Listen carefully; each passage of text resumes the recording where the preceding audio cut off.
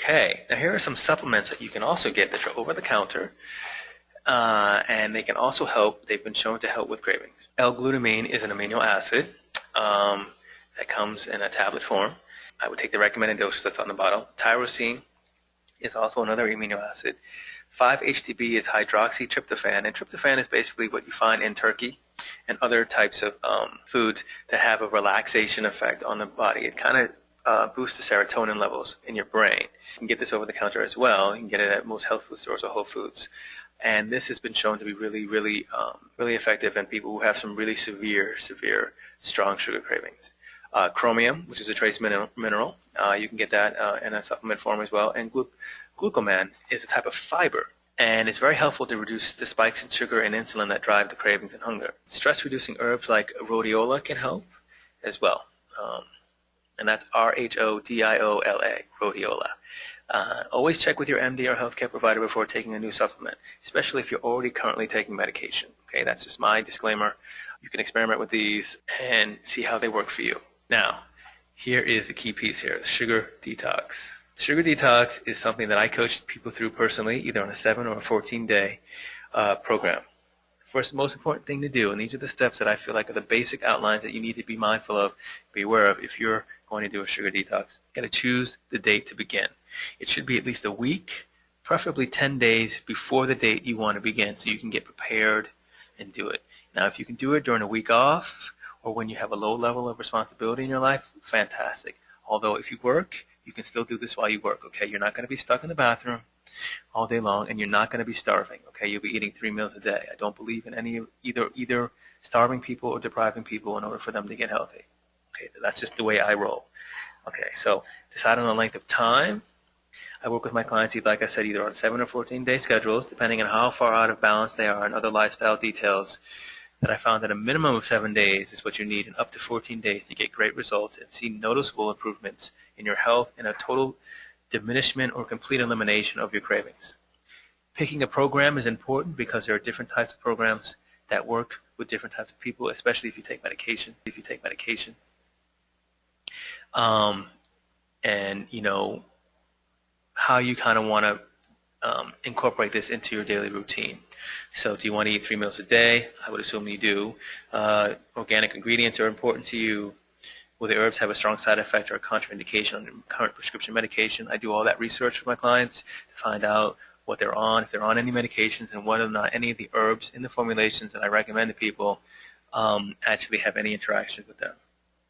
And how much are you willing to spend? You know, most cleansing programs really aren't that expensive, you know, but they can range anywhere from $24 all the way up to $50 a pop.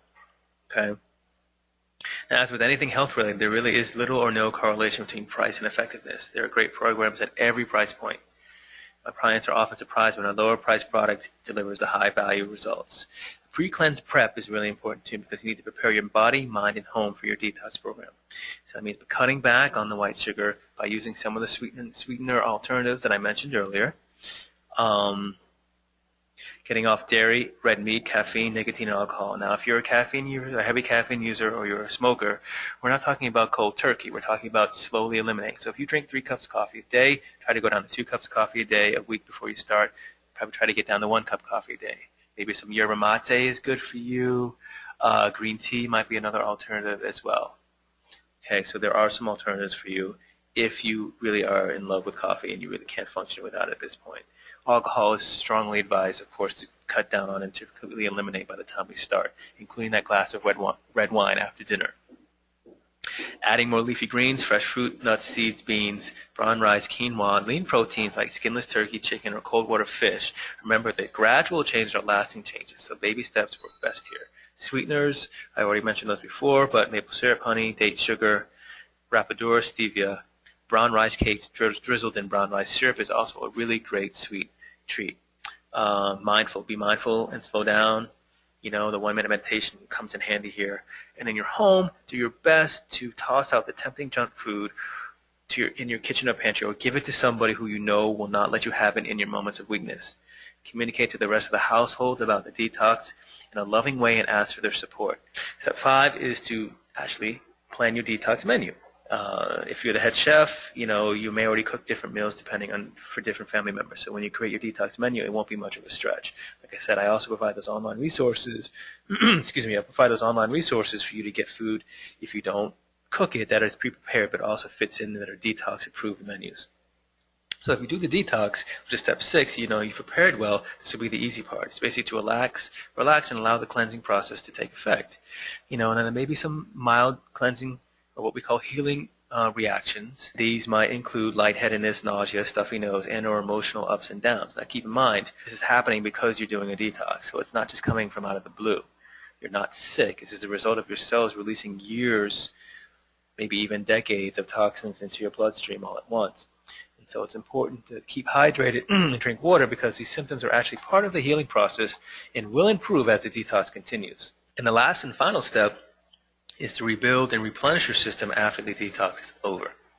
Now, as you wind down from detox, you should be feeling really yummy, mental clarity, giddy energy, and a sense of joy and well-being. Start rebuilding your system with supplements which will enhance the benefits of the detox and maintain that all-important balance long after the detox is over. So that's basically the outline of the sugar detox. It may sound like a lot, but I tell you, it's a very easy, comprehensive, step-by-step program, and I walk my clients through this all the time. And it's something that you can definitely do without taking time off from work, with having to remove yourself from your social circle. So the sugar detox is doable, and it can be done, and I do highly recommend it if you really want to just, make a clean break from sugar and do it within a 2-week period, at the most, 7 days. It can happen in as little as 7 days as well, too. So, just to sum up very clearly, sugar is not the problem, it's our solution in the moment.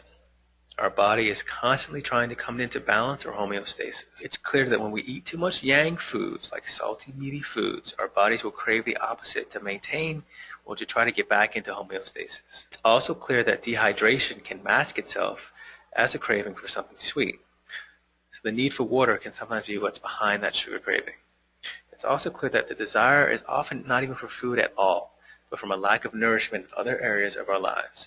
This concept of primary foods being the quality of our relationships, our physical movement, spirituality, and career, and how that integrates with the food that you're eating in a holistic manner.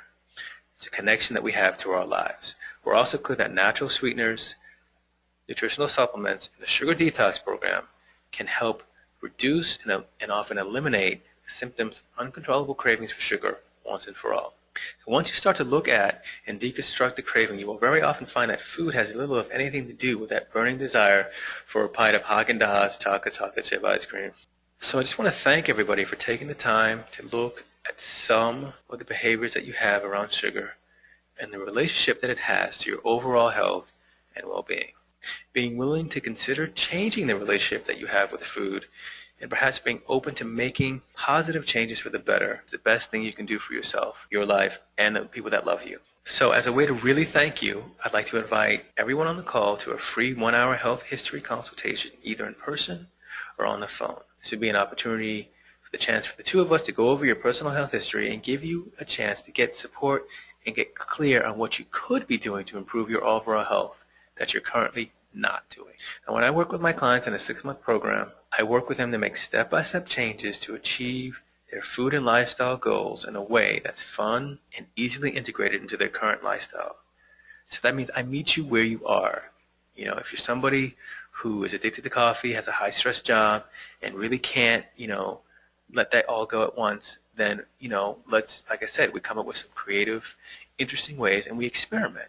And because it's a 6-month program, we can test things out, and if they work, great. Then that sticks. If it doesn't work, then we come back and we discuss what happened, what went wrong for you, and then we make another suggestion. So we make adjustments. So you always have somebody in your corner who's holding you accountable for making the changes that you want, number one, but also is there to then help you get clarity on what's going to work best for you so that it will stick. So it's really about teaching people how to fish instead of giving them a fish to eat. Your body loves you. Our bodies know which food is best for us, in which season it's best for us, the right amount of sleep we need, the right amount of rest and relaxation, and the right amount of movement and exercise, the right amount of stimulation. Your body knows this inherently, It's just that we've gotten so far away from our natural state that we no longer have the same relationship with our body that we did when we were a child. And so as a health coach, I really try to get you to a place where you can then start having a much more loving, compassionate relationship with your body from where you are right now.